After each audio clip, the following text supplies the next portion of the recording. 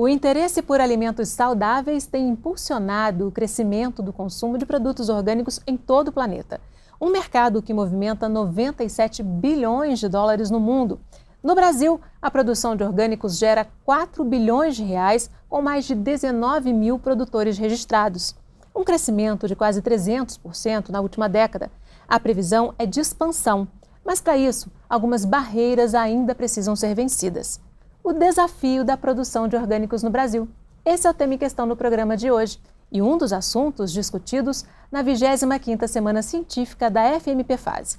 Nossos convidados são o produtor orgânico de Petrópolis, sócio do Sítio São Jorge, Mário Miranda, e o diretor superintendente da Corim, uma das empresas pioneiras na produção natural de alimentos no país, Reginaldo Morikawa. Muito obrigada pela presença de vocês, muito bem-vindos. Muito obrigado. A gente que agradece o convite, muito obrigado. Tem um potencial de expansão ainda muito grande aí nesse mercado, né? O orgânico, para falar a verdade, em todo o mundo ele ainda é um nicho de mercado, mas a cada dia que passa ele está sendo mais bem visto, né? Mesmo aqui no Brasil, nós temos aí hoje, de acordo com a Organize, 19% da população brasileira nos últimos 30 dias teve algum contato, Fátima, com alimentação orgânica. E em 2017 nós tínhamos 17%. Então nós temos aí um crescimento bastante interessante, mas tem muito a crescer sim, né? É engraçado, mas às vezes um adulto, ele compra o orgânico para o filho, ou compra para o pai idoso, mas não compra para ele. Então talvez pensando em estratégias de expansão, talvez seja entender melhor por que isso, inclusive quais são os nossos equívocos enquanto produtores, com relação a isso, para tentar atender um maior número da população. Mas um dado, Mário, interessante para isso, que talvez ajude a gente a entender, é que a classe C é a responsável por esse contato com o alimento orgânico. E então, tendo os produtos orgânicos um preço maior em relação aos convencionais, a gente tem essa máxima de comprar para o filho ou comprar para quem já está na melhor idade, precisando de uma assistência melhor. E aí talvez seja esse o maior fator, o econômico mesmo, porque não teria por que até fazer 2 tipos de alimentação em casa, né? Já dá um trabalho danado fazer uma, não? Mas existe uma coisa simbólica ainda sobre o orgânico. Para algumas pessoas é como uma grife. Acho que me faz lembrar uma apresentação no Teatro Municipal do Rio de Janeiro com ingresso gratuito. Mesmo sendo ingresso gratuito, as pessoas não vão porque entendem aquele espaço como um espaço de suntuosidade e de uma determinada elite. Nisso eu acho que a gente tem que melhorar. A gente tem que ser capaz de dizer que o orgânico pode chegar em todas as classes, inclusive com esse dado que o Reginaldo estava falando. Ainda há um sentido de grife e alguns produtores tendem a achar que pode-se levar o produto para casa, mas não ter uma estratégia e uma organização capaz de fazer o preço baixar. Acho que isso é uma tarefa nossa, também cortando um pouco na própria carne. Na pesquisa que foi feita recentemente sobre o consumo de orgânicos, o dado revelado foi justamente isso. Já aumentou o consumo, mas um percentual desses consumidores, esse percentual, ele teria vontade de consumir mais, mas o preço é considerado um fator, né, que leva a consumir menos. Fátima, na verdade temos algumas questões, por exemplo, na questão de animais orgânicos, né? Quando você tem um boi ou um frango, um suíno criado de forma convencional, você acaba tendo toda a cadeia de consumo. A gente costuma brincar entre os produtores que até o berro do boi é consumido, é utilizado, né? E no orgânico você não tem uma bolsa de couro orgânico, você não tem uma gelatina de colágeno orgânico, você não tem nada feito com o que nós chamamos de coprodutos. Então, isso acaba transferindo todo o valor agregado e a necessidade que você tem para cuidar melhor daquele animal, sem medicamentos, né? No nosso bovino não utiliza ureia. E a ureia é um importante promotor de crescimento à base de nitrogênio, né, petróleo, mas assim, ele, na hora que você retira isso, numa época de estiagem, você tem um desafio muito grande para o produtor, né? E na hora que você vai vender, é a picanha que paga o pato, não sei se eu posso dizer isso, mas você acaba tendo na carne que retirar todo o valor que numa cadeia convencional ela é diluída ao longo dos seus N produtos que você faz. Então nos animais, a gente chama do desmonte, né, do animal, é um dos fatores mais difíceis de fazer preço bom. Já é diferente nos legumes e verduras, mas esse nos animais é. Nos animais tem ainda a questão da alimentação, né? Porque a alimentação desses animais ela é totalmente diferente. Eles têm uma alimentação totalmente orgânica, eles não podem consumir aditivos químicos. Exatamente, nem o antibiótico, né, etc. Principalmente antibióticos. Mas, Fátima, eu acho que a questão porque normalmente o produtor que está produzindo animais, ele normalmente não começou com animais. Ele primeiro está no escopo do vegetal. Então ele começa a ter uma... Vai para os ovos depois. Ele tem... Claro que você pode ter pessoas que fogem um pouco dessa regra, ou produtores que fogem um pouco dessa regra. Então, se ele tem a produção vegetal, em tese ele começa também a produzir alimento para esses animais. Agora, o que encarece também muito é o profissional para o trato com esses animais. Então, o tratar bem um animal não é, lamentavelmente, da cultura de determinados trabalhadores não lidarem com esses animais. Somado a isso, você tem um veterinário que trabalhe com fitoterapia e com homeopatia, além da escassez, ele é um profissional raro. Agora, aqui no contexto do Rio de Janeiro, a gente tinha uma profissional no sul fluminense, que era muito conhecida, aí um veterinário da Emater de Cachoeira de Macacu foi fazer uma pós-graduação em veterinária homeopática, ou seja, ainda é algo que você tem uma carência de profissionais. E aí, ainda mais na Emater, nas empresas de assistência que vão atender o pequeno produtor. Se articula isso com a falta de cultura associativa que nós temos para poder ratear o custo, fica impossível e inviável. Então você deixa de ter oferta, inclusive, de produto, e aí, a partir disso, isso também acaba influindo na questão do preço que a gente estava falando anteriormente. E também tem uma cadeia diferenciada, né? Porque o alimento orgânico, ele não pode ser misturado com o convencional, até o transporte é diferenciado, né? Isso, esse é um ponto, Fátima, muito interessante. Por quê? No Japão, eu morei lá no Japão, e lá, para vender um produto orgânico, ele simplesmente vai uma fitinha amarrada nele dizendo ele é orgânico, entendeu? E aqui no Brasil, você é obrigado a usar um contrassenso para nós, que são bandejas de isopor, PVC. Ah, mas tem bandeja de fécula de mandioca. Só que quando você faz isso, e o filme de polímero vegetal à base de cana-de-açúcar. Só que a hora que você coloca isso, a embalagem fica mais cara do que o produto que vai dentro. Entendeu? Então, você começa a entrar num contrassenso de o que fazer, né? Outra questão é ligada a aproveitamento das partes, como eu falei, dos animais, ocorre também nos vegetais. Se nós tivéssemos papinha para criança feita com aquela parte do vegetal, não é, Mário, que foi descartada pelo produtor, ela pode, o consumidor ele quer tudo mais bonito, naquele tamanho daquela bandejinha, né? Mas você tem o maior, você tem o menor, você tem o tortinho, você tem com um dano mecânico certo. Então você coloca esses produtos de uma forma a não utilizá-los, quando eles são excelentes produtos de grande sustentabilidade e acabam não virando dinheiro nessa cadeia, né? Então esse ponto da industrialização de partes desses coprodutos é hoje dos maiores responsáveis para você ter um preço já caro na horta. Ele já é caro lá, porque o produtor ele diz assim, tô mentindo, Mário, esse produto o mercado compra, esse daqui vamos incorporar. Essa palavra para produtor orgânico é o que mais usa. Incorpora. Incorpora, sabe o que quer dizer? Moer e misturar na terra. Não que isso seja ruim, porque nós que vimos da agricultura de Mokichi Okada, de agricultura natural, é importante você deixar no solo tudo que você não for retirar da cultura, matéria orgânica, né? Matéria orgânica, você tirou a berinjela, então todo o restante para nós é berinjela. Então ele vai ser incorporado ao solo, mas é um sacrilégio até você ver... A quantidade. E você vê que essa berinjela é um pouco menor, ou um pouco mais... Não saiu parecendo um pneu bonito, ela tem uma manchinha ali, ela não vai para o mercado. O Reginaldo acho que esbarra em questões, assim, falou várias coisas que são importantes para nós, né?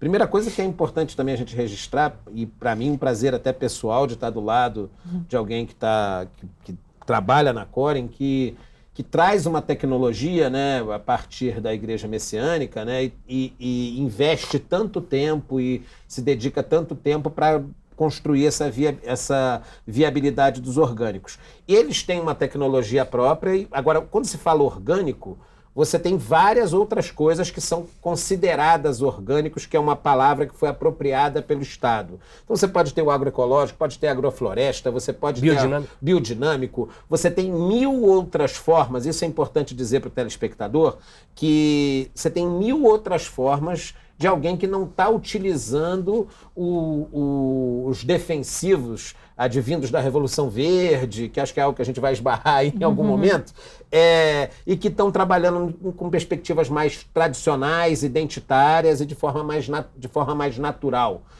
com aspas aí nesse natural. Então isso acho que era uma coisa legal de registrar. A outra coisa que o Reginaldo toca é essa coisa do produto. Há uma mitologia de que o produto orgânico é feio e pequeno. Às vezes ele é. Às vezes ele não é, porque isso tem um monte de variáveis. E assim eu já passei isso com berinjela, que a berinjela saiu grande, que a gente, e aí falou, não, essa berinjela não é orgânica. Não, há mitologias que precisam ser também constrangidas, porque isso está fazendo, inclusive, com que os produtores, ao invés de investir cada vez mais em tecnologia para poder produzir mais bonito e produzir mais quantidade, eles estão produzindo pequeno porque o consumidor quer o pequeno, porque criou essa mitologia de que o pequeno é que é orgânico. Não é, gente. Não é o pequeno, não é necessariamente o pequeno que é orgânico. Já ultrapassamos essa fase, né? Já podemos ultrapassar essa fase em algumas situações. Então, tem essa questão da credibilidade, né, do alimento orgânico. Desde 2003, em 2012, é que a Lei 10.831, né, do Ministério da Agricultura, ela entrou em vigor.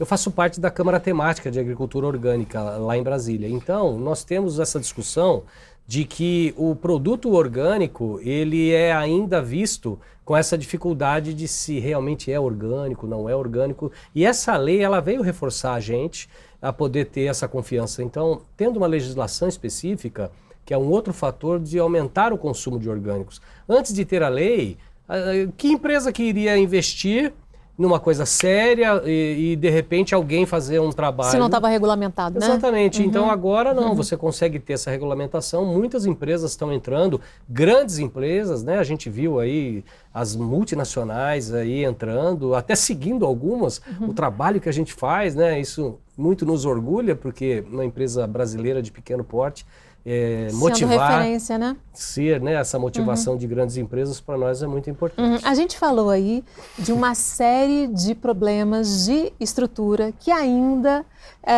funcionam como barreiras para a expansão do orgânico, né? A Corim, ela começou 25 anos atrás, né? Quando não tinha nem essa estrutura que a gente já tem agora, né? Nada. Como é que a empresa fez para conseguir iniciar esse trabalho? Bom, o que motiva a Corim, né, o engajamento que a Corim tem, é a filosofia de Mokichi Okada. Então, é difícil para uma empresa passar o que a gente passou se não tivesse por trás uma filosofia. Verdade. Você não busca economicamente, você estaria exaurido já. Então, o que nós fazemos? Lá atrás, a gente lançava, né, produtos, nós lançamos produtos que eram extremamente disruptivos para agora, né? Agora não, mas naquela época era disruptivo. Então, nós colocamos a galinha no chão e fizemos ovos livres de gaiola em 94, né? E todo mundo indo contra, a ponto de um congresso de grande porte, uma foto do nosso aviário, da nossa granja, estar lá como práticas não usuais, não fazer, entendeu? Então a gente enfrentou isso. Eu estava no congresso e disse, olha, eu conheço aquela galinha, sabe? E ela é muito saudável. Então, assim, quebrar paradigmas foi a maior dificuldade da Corim. E por isso, legislação faltando. Nós tínhamos uma instrução normativa, número 7. Era o que tinha para regular orgânico, entendeu? Então, animais, então, muito menos. E essa questão de construir a cadeia do sistema agroalimentar foi o nosso desafio, né? Primeiro, essa tecnologia que era embasada na filosofia de Mokichi Okada, né? Que é fantástica, porque se ela não funcionasse, nós não teríamos conseguido, entendeu? Então, hoje a Corim investe 10 vezes mais em tecnologia do que investe em publicidade e propaganda, né? Então, por quê? Porque tudo na gente é tecnológico. E a partir daí lançamos lojas. Criamos lojas de varejo, que hoje voltamos a ter. Mas praticamente quebramos na era do monopólio, vamos chamar, das grandes redes, né? Você começou a sumir aquele mercadinho de bairro e elas começaram a ser absorvidas pelas os grandes players. E a partir desse momento a Corim viu o seu varejo sucumbir. Nós decidimos então falar, poxa, se a Whole Foods, que é uma referência nossa lá de fora, a gente queria fazer aqui no Brasil, não deu certo, então nós vamos ser bons fornecedores. A partir daí nós invertemos toda a nossa linha de produção, passamos a ser fornecedores e não mais varejistas e saímos em 2007 de um faturamento de 20 milhões de reais, com 170 funcionários, 178 funcionários. Hoje a gente deve fechar aí 2019 com 160 milhões de reais e com 400 funcionários, 410 funcionários. Isso é um crescimento acima de 500%, né? Então, para nós em 10, 11 anos ter esse crescimento foi dessa motivação de resolver esses problemas e conseguir virar esse jogo para ser um fornecedor. E criaram uma logística própria, né, para distribuição, para tudo isso. Vocês tiveram que criar porque não havia nada. Não, nós tínhamos gente trabalhando no supermercado e no campo. Tínhamos as produções de campo e tínhamos o pessoal do supermercado.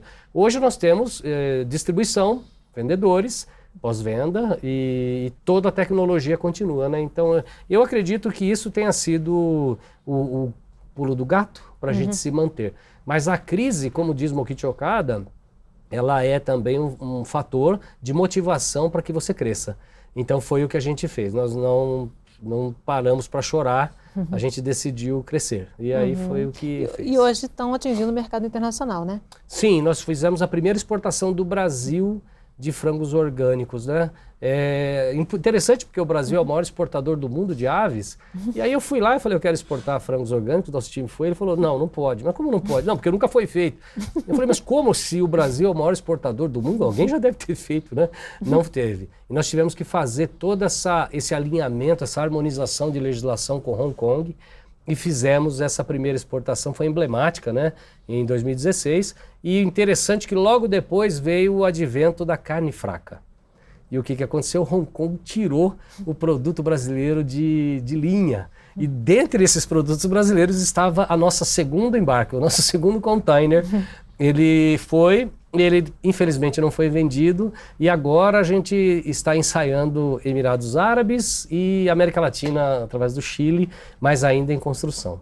Ok, e você também pode assistir a programação da Fase TV ao vivo no YouTube. Passa lá no youtube.com/FMPFase. No nosso canal você ainda pode conferir os episódios que já foram ao ar, rever ou compartilhar algum programa. Vamos fazer um rápido intervalo. No próximo bloco, a gente continua falando sobre o desafio da produção de orgânicos no Brasil. O Em Questão volta em instantes. Até já!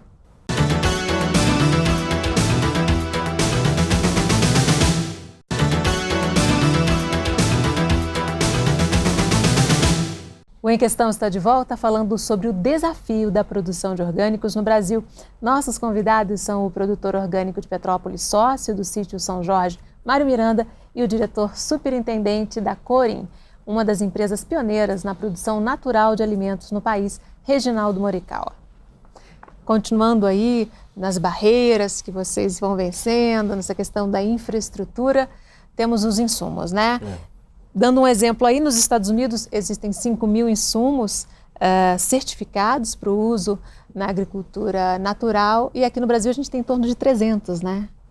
Então, há pouco tempo nós tínhamos essa quantidade, mas hoje nós já temos legislações específicas que estão liberando muitos princípios ativos biológicos, né? Isso hoje já é uma realidade graças a uma movimentação governamental. Então é muito mais simples hoje você ter a aprovação de um bioinsumo, né? E isso para nós é um grande divisor de águas, porque sem um programa específico para você plantar orgânicos, tendo desde do substrato, todo o programa, né, do foliar, do insumo que vai ajudar o solo, né, não diria um adubo direto, e adubos também. Os biofertilizantes, né, os naturais, né? Exatamente. Então, isso é um divisor de águas para a agricultura orgânica quando você tem a liberação desses produtos. Então, acredito que nós teremos exponencialmente esse número aprovado agora no Brasil. Está nesse processo de mudança, mas até agora era um entrave, né? Sim, muito Para os grande. pequenos, como é que é esse acesso? Vocês têm dificuldade de acesso a insumos? Então, eu particularmente tenho a sorte do avô do meu sócio ter tentado certificar o sítio como orgânico há 18 anos atrás e ter aprendido a fazer caldas. Até a gente brinca que ele é o doutor Caldas. Então ele faz as diversas caldas, usando alguns princípios. Há alguns estímulos para que a gente use nosódios, né? Nosódios seria homeopatia usada na agricultura, mas é ainda um entrave. Você tem ainda poucos produtos em lojas de agropecuária, muito poucos. Então isso tem feito os produtores tentarem, por isso às vezes os produtores, em que pese seja um trabalho muito grande e às vezes se perca muito tempo porque tira o produtor da roça, os produtores muitos deles investem em não ter uma certificação por auditoria, mas ter uma certificação que é mais barata na mensalidade, mas ao mesmo tempo gasta muito mais energia a partir de uma lógica participativa, porque os produtores estão interessados em troca de sementes, em troca de saberes, em dividir, que um faz uma calda de pimenta, o outro faz uma sufocáustica, e aí as pessoas, um outro faz uma bordaleza, e as pessoas começam a trocar saberes, sementes, produtos, por essa lógica em que pese ela seja mais desgastante e até mais cara. Muita gente acha que a auditoria é mais cara. Se você for pensar a quantidade de horas que o produtor se dedica num SPG, para quem não sabe, é Sistema de Proteção e Garantias. Significa um grupo de produtores se articularem numa lógica de que eles são vizinhos, um pouco um que vigia o outro. E se alguém fizer alguma besteira e o grupo for omisso, todo mundo perde o certificado. Essa lógica, ela não é só importante pela questão do certificado, da credibilidade, da transparência. Ela é importante por essa troca de saberes e acesso a esses insumos. E quem sabe, a partir daí, a gente romper uma dificuldade da falta de cultura associativa. Olhando como os pequenos e médios, da visão dos pequenos e médios produtores, a única possibilidade, já que eles não têm, e falo isso com todo respeito, porque foi fundamental a fundação. Eu sei que a Corim demorou muito para, inclusive, ter alguma margem de sustentabilidade. Ela teve um investimento por anos da fundação e dessa lógica religiosa positiva que pôde pavimentar esse caminho. Mas o pequeno produtor, o médio produtor, ele precisa pagar as contas. Então, o caminho para ele passa por a gente romper a falta de cultura associativa, que é um grave problema do Brasil. Pensando em gargalos, eu acho até que o insumo a gente consegue se virar na medida do que as nossas pernas alcançam. E ainda agora tem para joaninhas, né? Hoje em dia você consegue, até pequeno produtor está conseguindo comprar larvas de joaninha, que, por exemplo, no caso das folhas, a joaninha é o inimigo natural dos pulgões que atacam as folhas. E você tem as larvas de joaninha já no mercado. Você começa a ter startups, pequenas empresas de biotecnologia gerando esse acesso. O que é o maior problema para o produtor é a lógica cartorial. Eu queria voltar um pouco até no que o Reginaldo falou. O Reginaldo é de um momento onde não existia legislação nenhuma. Quem está hoje na lógica do pequeno e o médio produtor é como que ele lida com um corpo de legislação que às vezes faz com que o Estado brasileiro ele é muito cartorial. Ele funciona muito mais como cartório do que ver como o produtor está trabalhando. Quem dera o dia a gente poder amarrar uma coisinha lá e dizer que aquilo ali é orgânico. Na verdade, eu como produtor orgânico, pequeno produtor, eu tenho que cumprir um monte de formulários, uma luta para conseguir o certificado. Por isso que muitos pequenos produtores desistem. Quando, na verdade, quem é produtor convencional não tem que preencher nada. Então é uma lógica inversa de constrangimento para quem é produtor orgânico. Isso talvez seja mais difícil até do que o próprio insumo em si. Falando aí dessa questão dos insumos, né? Lá atrás, quando a Corim começou, não tinha insumo no mercado, né? Vocês foram obrigados, né, por necessidade, a criar os próprios insumos, né? É verdade. Através da Fundação Mokichi Okada, que é um organismo assim que foi essencial para a produção orgânica do Brasil, para essa revolução orgânica, né? Ela gerou muita tecnologia que hoje, por exemplo, ela caiu em domínio público, né? Quando você fala a palavra bokashi, hoje para um produtor que está assistindo a gente, eu tenho certeza que ele sabe fazer o dele. Mas o primeiro bokashi do Brasil foi trazido pela Fundação Mokichi Okada, registrado por nós, né? E ele hoje é um grande precursor de um restaurador de solo, né? Nós temos a produção própria, obviamente que vamos tratar como se fosse um iogurte. Claro que às vezes você vai fazer em casa o seu iogurte, você não consegue uma estabilidade ou tudo que você iria conseguir. E no nosso caso, nós temos as cepas, nós temos todo o trabalho bem direcionado para resultados, né? Então, lá atrás, a Fundação também, através de 10, 15 anos de desenvolvimento, conseguiu desenvolver as sementes orgânicas no Brasil, que hoje estão em linhas pela nossa empresa.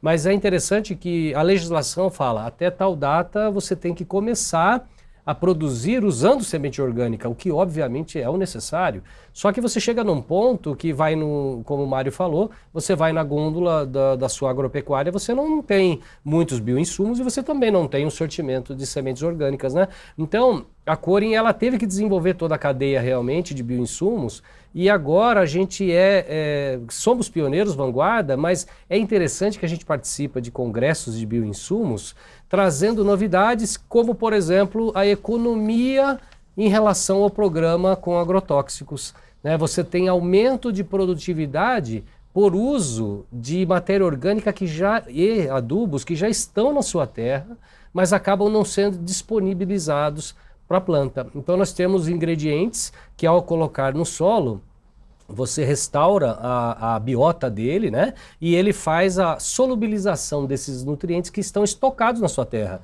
Eles já estão lá, mas não estavam biodisponíveis, Exatamente. né? Exatamente. Então, isso é um conceito onde você entra, que é o mesmo conceito do intestino humano.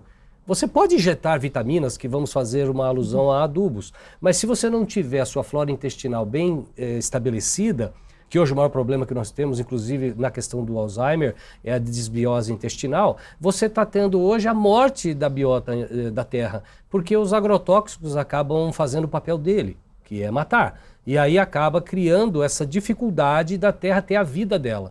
Então, a Corin trabalha em insumos que restauram a vida do solo, através do quê? Da recomposição dessa o equivalente à flora intestinal. Seria essa biota, né? Essa micorrização, seriam essas bactérias benéficas, leveduras, lactobacilos, que são encontrados no solo naturalmente, e o solo tem vida. Então a agricultura natural de Mokichi Okada, na qual a gente segue, ela parte do princípio que o solo, ele entende você. Tá? Se você vê alguém da Corin conversando com o solo, entendam que isso é normal.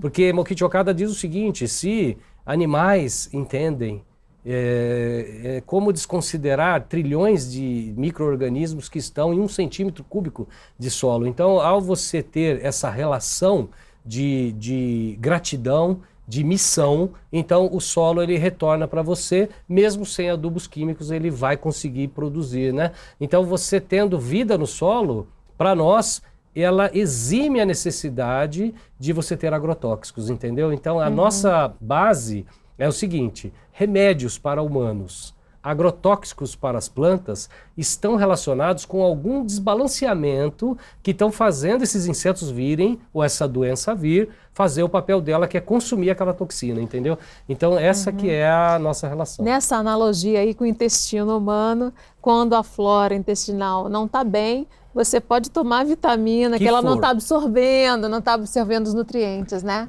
Mas, Fátima, primeiro eu acho que a gente tem um dever de gratidão, de registro de uma TV universitária, está puxando esse tema.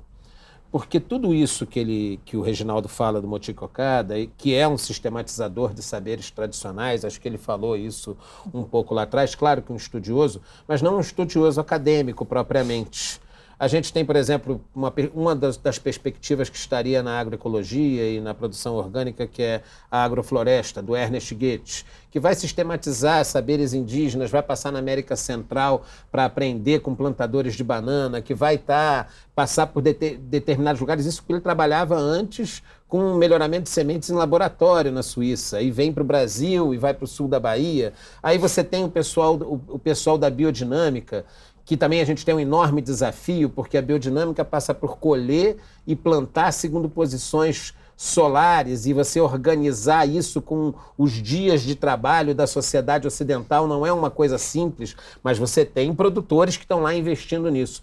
Eu e Reginaldo até conversávamos sobre como isso tudo converge, mas são saberes que ainda tem muito pouco espaço de disponibilidade. Então, nesse sentido, acho que fica um registro de vocês estarem abrindo um debate mais franco com relação a isso, porque o produtor, às vezes, fica um pouco perdido, e porque num determinado momento os representantes de algumas de indústria química ou de ração para animais tinham mais importância em algumas áreas de produção rural do que o delegado, o juiz e o prefeito. Eles eram figuras muito relevantes num determinado momento. E houve um esquecimento de saberes tradicionais. Essa perspectiva que a gente está falando é uma perspectiva de diálogo para que essas formas de trabalhar elas voltem, e junto com isso, por exemplo, falar do exemplo aqui do caxambu, o quebra-pedra, que é uma plantinha que simplesmente começou a sumir por conta do uso de agrotóxico, e é uma planta, não é somente a biota do solo, os micro-organismos que estão ali, são plantas indicadoras, como o caruru, por exemplo, que pode indicar um pH bom de solo. Para determinado tipo de cultura.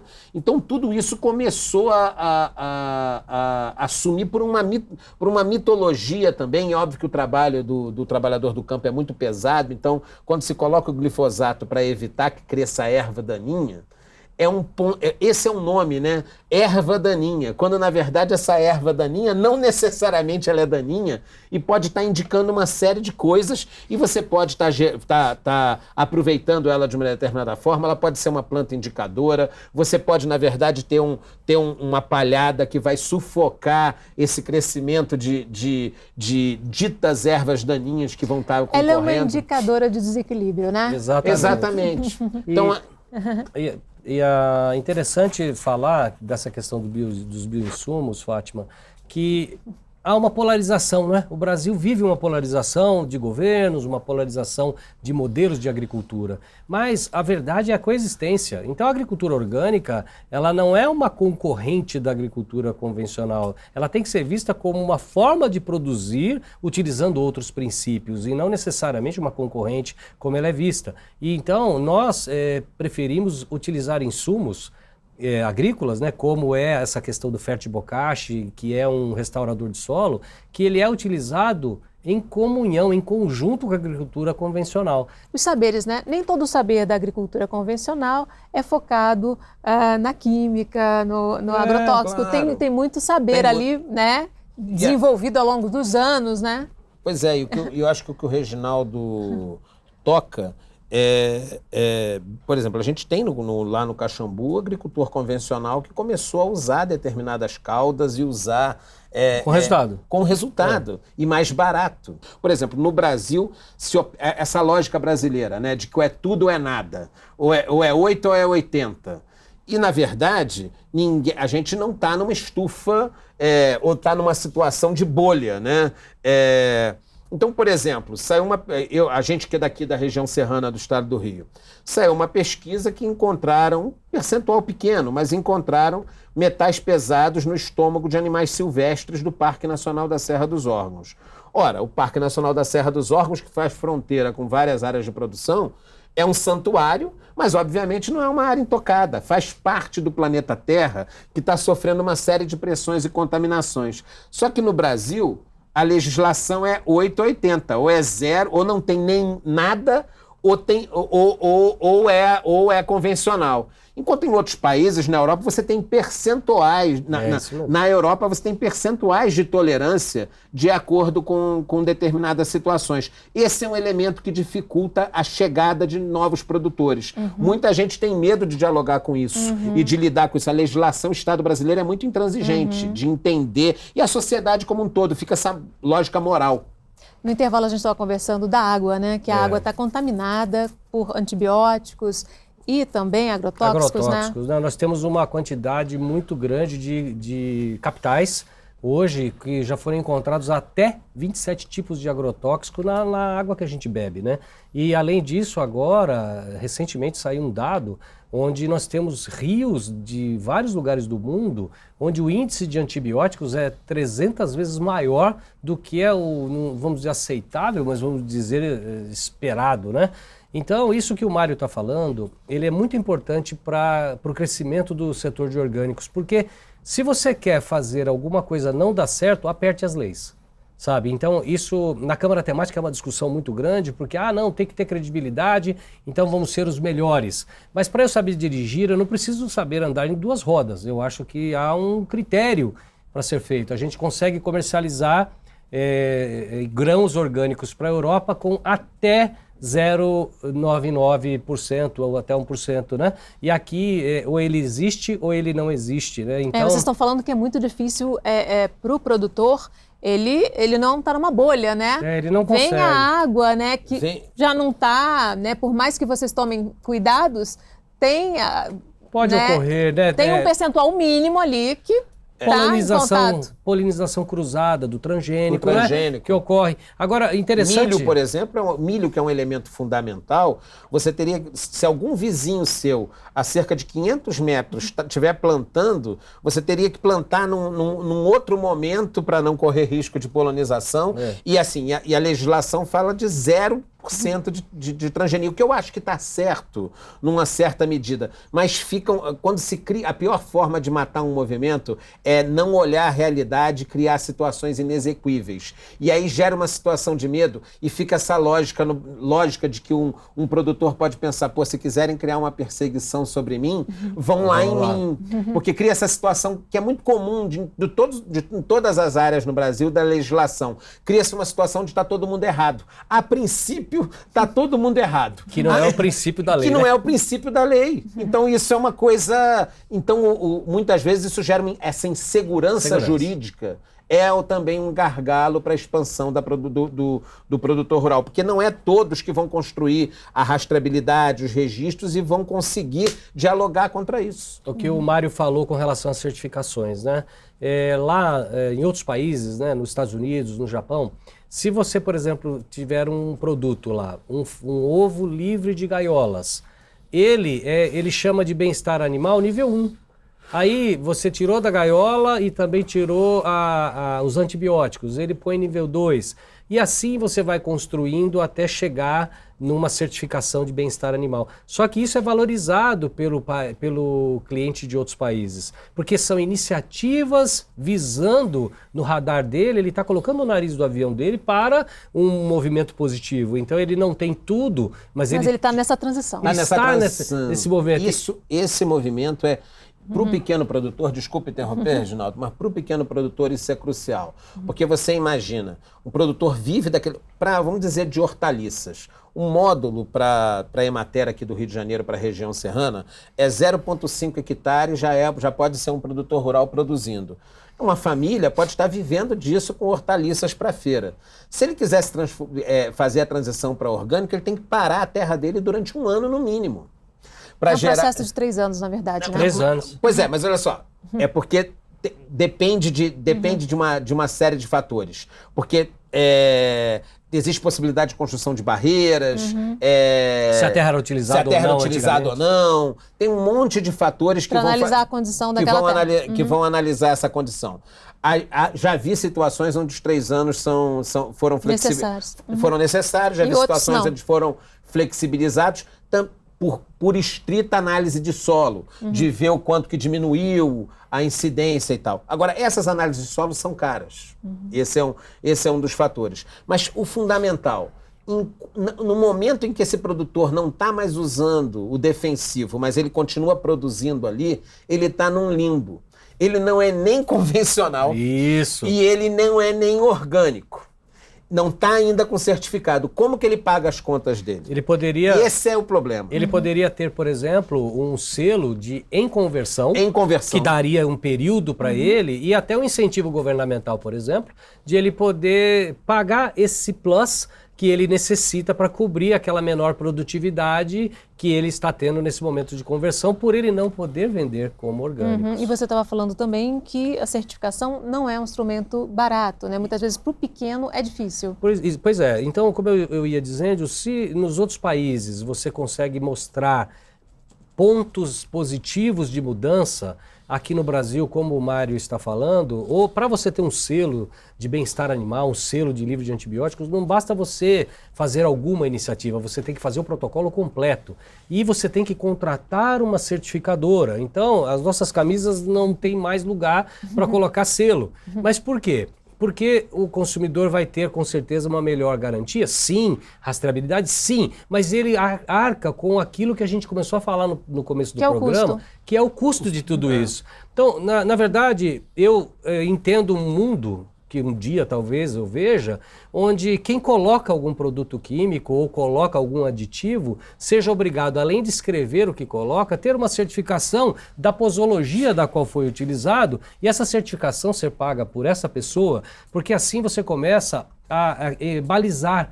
Muitas vezes eu vou fazer alguma palestra... equilibrar o jogo de forças, né? Porque hoje é o contrário, tem isenção para o uso de agrotóxico, né? Isenção no preço do agrotóxico, de impostos federais. Aquilo que é harmonizado é permitido usar dentro dos LMRs, dos limites máximos de resíduos, né? E aquilo que é passível de uma fiscalização não ocorre porque o Brasil é um país muito extenso e a fiscalização acaba dando esses dados que a Anvisa todos os anos coloca pra gente que são resíduos de agrotóxicos.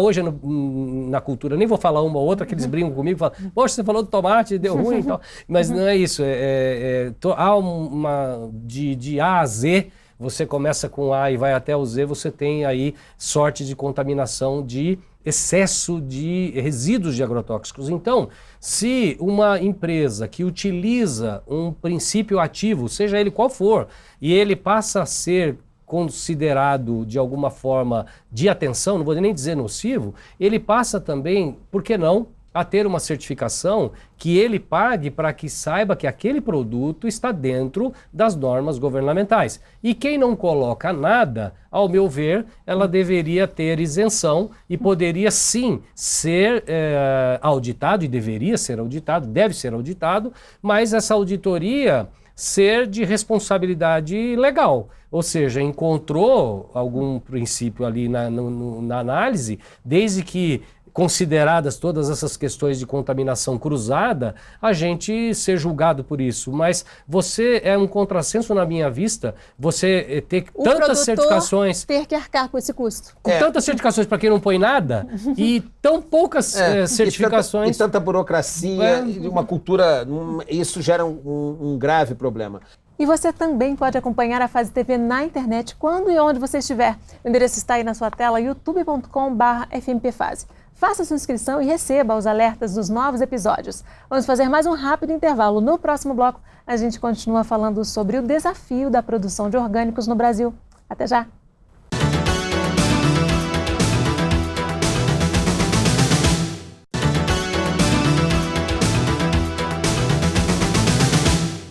O Em Questão está de volta falando sobre o desafio da produção de orgânicos no Brasil. Nossos convidados são o produtor orgânico de Petrópolis, sócio do sítio São Jorge, Mário Miranda, e o diretor superintendente da Corim, uma das empresas pioneiras na produção natural de alimentos no país, Reginaldo Morikawa. Você já falou um pouquinho nesse assunto, mas a gente vai se aprofundar agora. Falta também assistência técnica, né? Principalmente para o pequeno produtor, né? Porque a formação dos técnicos no Brasil ainda é muito focada na agricultura convencional, né? É difícil você encontrar bons técnicos e que estejam interessados nessa área, mas também técnicos capazes dessa escuta e de dialogar com os saberes tradicionais desses produtores que estão, na verdade, querendo resgatar sua identidade, coisa que os avós faziam. Então, muitas vezes, há uma lógica autoritária e de pontificar do técnico. Isso somado com essa questão cartorial e um pouco fiscalizatória do orgânico, cria uma situação onde às vezes os produtores têm medo dos técnicos, ou os técnicos são caros, e a gente está perdendo uma oportunidade de diálogo entre quem está no saber da academia e quem está no saber tradicional. Me parece que enfrentar isso é a chave, entendeu?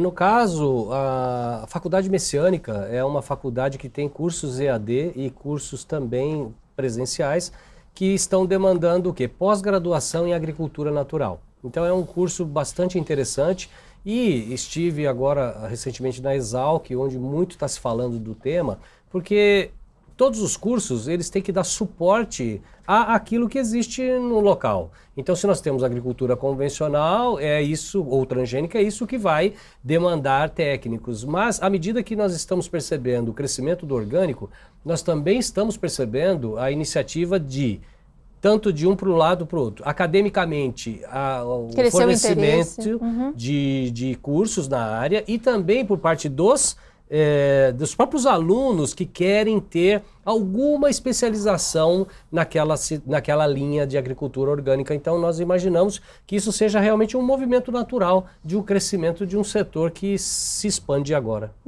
Vocês também atuam em consultoria, né? Inclusive em empresas ou negócios que estão nessa fase de transição. Tem a cadeia do leite aí de uma grande, da Nestlé, né, que vocês atuaram. Sim. O que acontece? A Corin, ela tem da terra à mesa. Então nós temos 4 grandes empresas e essa primeira empresa, a Corin Agricultura e Meio Ambiente, ela faz o quê?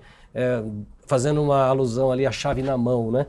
Um agricultor, um pequeno agricultor, uma associação, ela precisa ou quer se converter para orgânico, então nós damos essa consultoria já com o programa de insumos, podendo ser parte ou não do trabalho, né? E a partir daí, grandes empresas também estão contratando essas consultorias que a gente pode dar para poder viabilizar esse crescimento de atender o consumidor para essa linha de produtos orgânicos, né? Então, esse caso dessa grande empresa que fez esse lançamento, né, com mais de 30 mil litros de leite por dia, então isso foi fantástico e a gente está participando desse negócio é muito bom para nós. Mesmo que o nosso nome não apareça, o fato da agricultura natural estar crescendo no Brasil, para nós é muito gratificante. E quando as multinacionais, as grandes empresas se interessam por esse nicho, é sinal de que houve uma demanda mesmo, é uma transição que está aí e que vai crescer cada vez mais, né? A gente imagina que não tem volta.